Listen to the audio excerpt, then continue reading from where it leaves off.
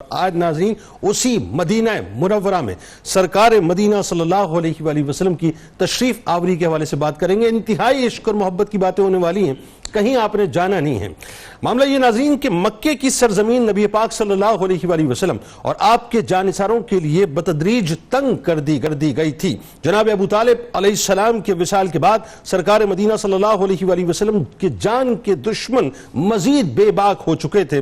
ہر طرح کا ظلم و ستم کا تصور جو ہو سکتا ہے ناظرین وہ دشمنوں نے روا رکھا تھا۔ کفار مکہ دھوس دھمکیوں سے، ظلم و تشدد سے، لالچ و ترغیب سے، ہر طرح کے نفسیاتی دباؤ سے، یہاں تک کہ مکمل طور پہ سماجی اور معاشی بائیکاٹ سے کسی بھی طرح نبی کریم صلی اللہ علیہ وآلہ وسلم کو جھکا نہ سکے تھے۔ وہاں یثرب سے آنے والے ناظرین قبیلہ اوس و خزرج کے لوگ زلف مصطفیٰ صلی اللہ علیہ وآلہ وسلم کے اسیر ہوتے جا رہے تھے، اور یہاں کفار اپنے پولیٹیکل ہب دار الندوہ میں ہونے والے اکثریتی فیصلے کے تحت قریش کے جملہ قبائل کے منتخب نوجوان ایک خدا کی طرف بلانے والے پاک پیغمبر کو ہمیشہ کے لیے راستے سے ہٹانے کے لیے حجرے کا دروازہ کھلنے کا انتظار کر رہے تھے۔ معاذ اللہ دروازہ کھلا، آنے والے اللہ کی حفاظت میں آئے، زیر لب قرآن کی کچھ آیات پڑھتے ہوئے آئے، زمین سے مٹھی بھر خاک اٹھاتے ہوئے آئے اور ان درندہ صفت انسانوں کی طرف خاک کو اچھالتے ہوئے آئے،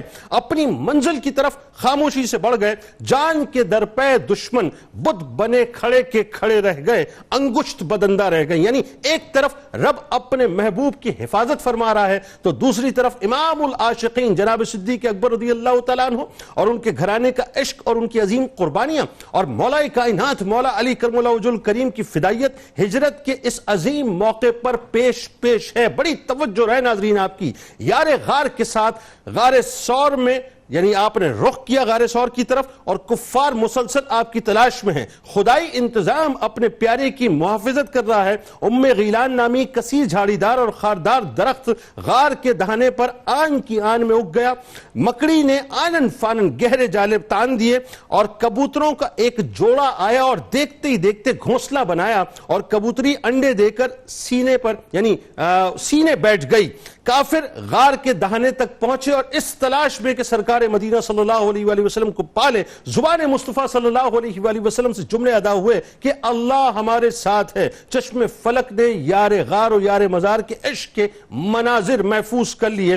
بالآخر ناظرین وہ مکہ چھوڑا جسے آپ علیہ السلام کے جد نے بسایا تھا اور اس یثرب کی جانب رخ کیا جسے آپ علیہ السلام نے اپنے مبارک قدموں کے فیضان سے بسانا تھا اور مدینہ منورہ بنانا تھا۔ اسی سفر ہجرت میں ناظرین سراقہ بن مالک رضی اللہ تعالیٰ عنہ کو ایمان کا نور، عمر کی طوالت اور کسرا کے کنگن کی بشارت ملنی تھی۔ اسی سفر ہجرت میں ام معبد رضی اللہ تعالیٰ عنہ کو کائنات کے سب سے زیادہ مبارک ہونے والے مبارک کے حسن لازوال اور کردار باکمال کا شاہد ہونا تھا۔ پھر وہ منزل آئی ناظرین جہاں اسلام کی پہلی مسجد یعنی مسجد قباء کی تعمیر کی گئی۔ فرزندان اسلام صبح و شام ہر وقت شمع جمال مصطفیٰ صلی اللہ علیہ وآلہ وسلم پر پروانوں کی طرح تصدق ہوتے رہے۔ بے قرار دل، بے چین آنکھیں اس جمال جہاں آرا کی زیارت میں ہم وقت محو رہتی۔ صرف انصار ہی اس ساعت ہمایوں کے لیے مسترب نہ تھے ناظرین، بلکہ یثرب کے مکانوں کے در و دیوار بھی اس روئے انور کی ایک جھلک دیکھنے کے لیے اور اس بستی کے کوچہ و بازار اور ان کے قدم ناز کو بوسہ دینے کے لیے بے چین تھے۔ طیبہ کے نخلستان کی بلند قامت کھجوریں جھوم جھوم کر اس شہ والا کی بلائیں لے رہی تھی۔ پھر وہ لمحہ ابھرا ناظرین کہ اس خوشبخت کسوہ کو اللہ تعالیٰ نے مقام عطا کیا کہ تاجدار ختم نبوت کو اپنے اوپر سوار کیے خرامہ آگے بڑھ رہی تھی۔ جانثاروں کا بے پناہ ہجوم ہے، گلیوں میں تل دھرنے کی جگہ نہیں ہے۔ ارد گرد کے مکان اور اس کی چھتیں شوق دیدار میں بے خود اور بے قابو ہونے والوں سے بھری ہوئی ہیں۔